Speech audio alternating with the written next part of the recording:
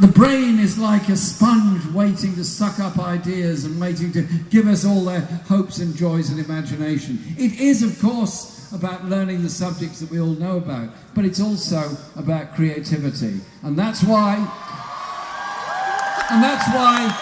I'm very proud of the inclusion in our manifesto of a pupil premium for the arts. So every child in every school, every school will be able to learn a musical instrument. And again, it has the effect, that wonderful imagination and effect. And you know what? We're also going to create a quite big creative arts fund for the whole country, so that wonderful places like the stage, wonderful places like the theatres will be properly supported. But above all, that creativity in music means that our musicians need a place to rehearse and places to perform. And we understand that, and we're doing all we can to improve those facilities.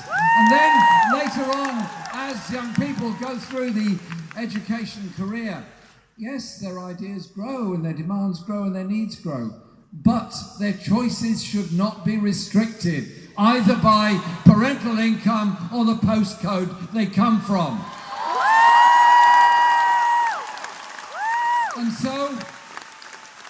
And so we will bring back the education maintenance allowance so that youngsters will not be constrained in going on to further education. My heart bleeds for students who are going to be in such enormous debt because of the levels of fees at the present time. We've looked into it very carefully, and we've decided it's in the interests of the individual that they achieve the best in their lives. It's also in the interest of all of us that everyone achieves the best in their lives. And so we will be abolishing student fees and bringing back a maintenance allowance at university, because I want us to have a society where people can achieve. I see this as an investment in the future of all of us. Unlock that potential, unlock that creativity. Chi was talking earlier, wonderful remarks. She gave the name, and there'll be a national education service to ensure all of this is delivered.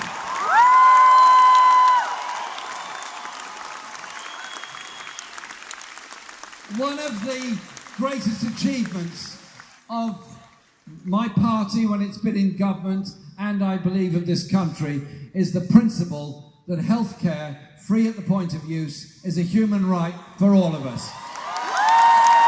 It's not the case in all parts of the world. If you were a crowd in the United States, you'd be looking at each other and wondering, wages will be paid to skilled doctors, nurses and technicians in hospitals, already having had several years of frozen wages. It's just not acceptable that the NHS should be treated in this way.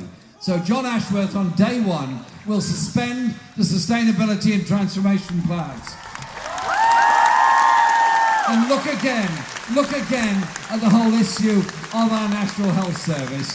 Look again at it and ensure it is properly funded and invest the money it needs over the first Parliament of the next Labour government, because I want there to be that health service there for all time. Naibavan said it would last as long as there are folk with the will to fight for it. We're folk, we've got the will, we'll fight for it. But there are other aspects that have got to be looked at, and at this very moment, I'm sure you know some of them, there are 1 million people care. Often elderly people, sometimes in great distress, sometimes those with very special needs or disabilities needing that help.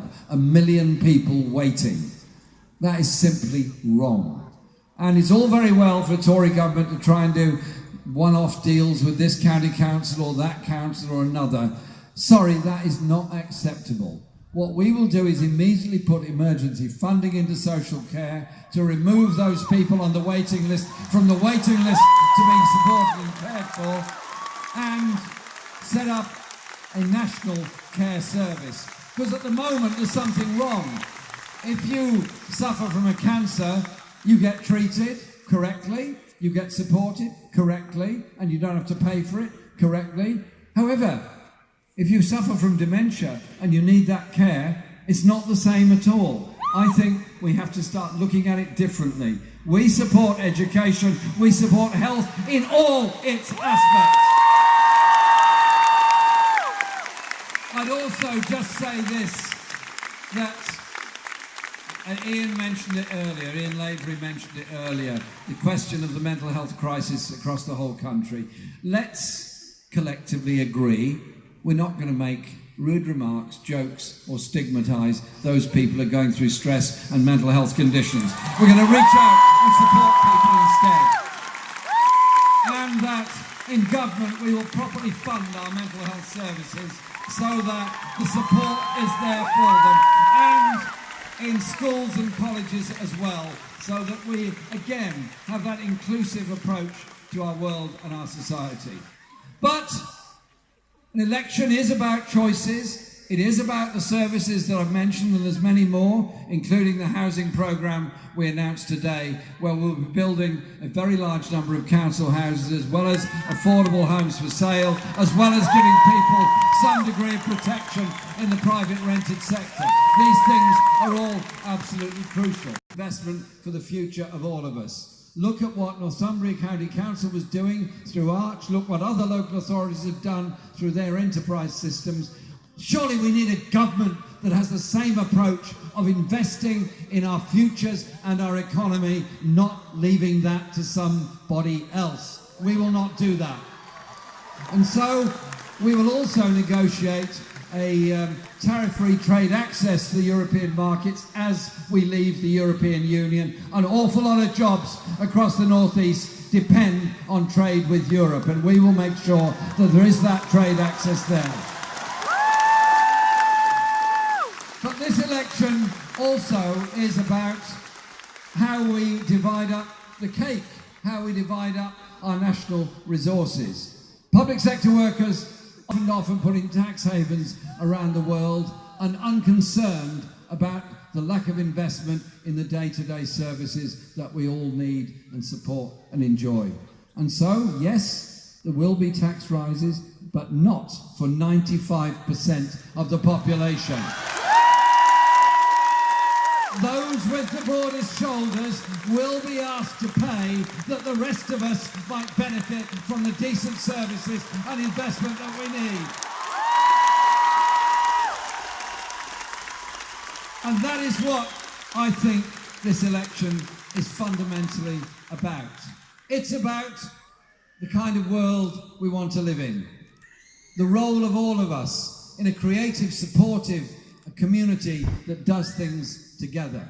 Look at the way communities can come together in the face of adversity, support each other and change things. Look at the wonderful gatherings in Manchester straight after that appalling atrocity that was there. Look at the gatherings in London tonight in exactly the same mood. It is about communities coming together and making sure that we support each other. And so, in this election, in the last few days that we've got available to us, just think for a moment of the choice.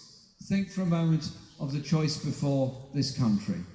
Re-elect this Tory government, and it is a choice between Labour and the Tories. And we're not doing deals with anybody, we're fighting this to win.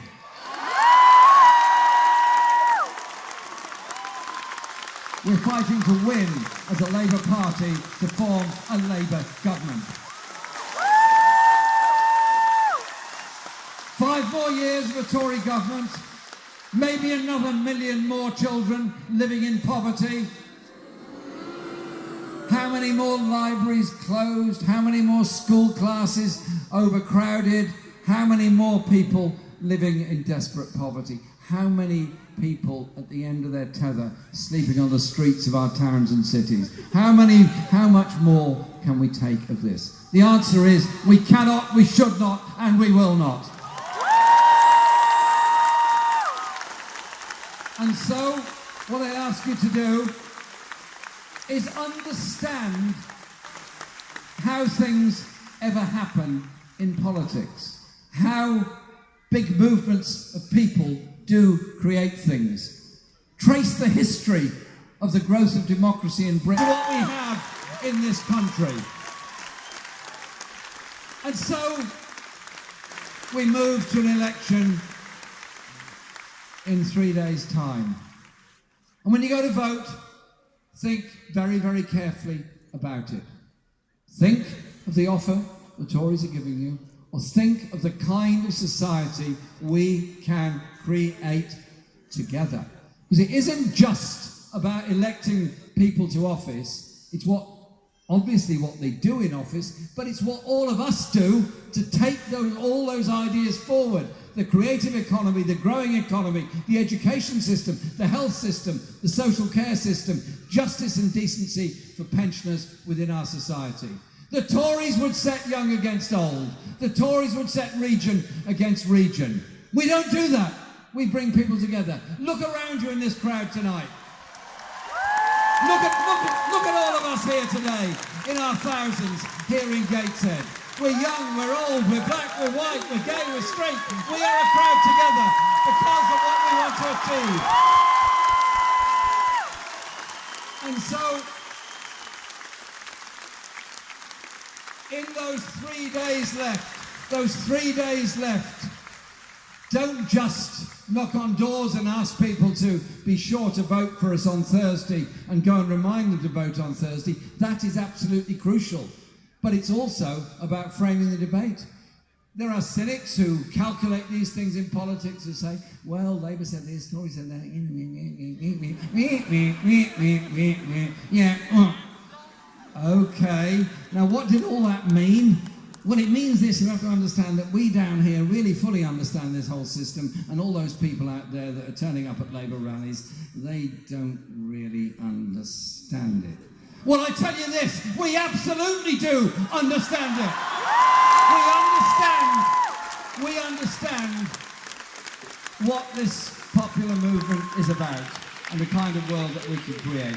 So when you are having those conversations, ask this question: is it right that old people, too many, living in poverty? Is it right that waspy women have been so badly shortchanged by this government? Is it right that so many young people are not achieving all they could? Is it right that we have a government that seems incapable of even writing a letter to Donald Trump and telling him he's wrong on climate change and environmental destruction? So, let's do something different. Let's have those conversations about the kind of world we all want to live in. The kind of unity that will achieve that kind of world.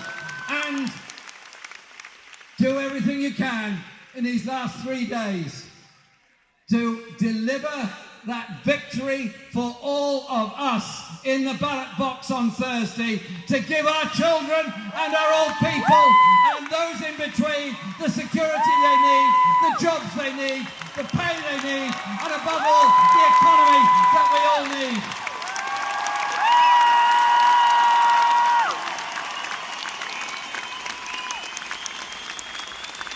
Tonight here in Gateshead in the rain, we've shown just how much support there is. We've shown just what unity there is to deliver this programme. I want to say thank you very much for being here. Thank you to all those that supported. Thank you to all those that have gone before. And thank you for having the ability to put hope over fear, to put unity over division. Thank you.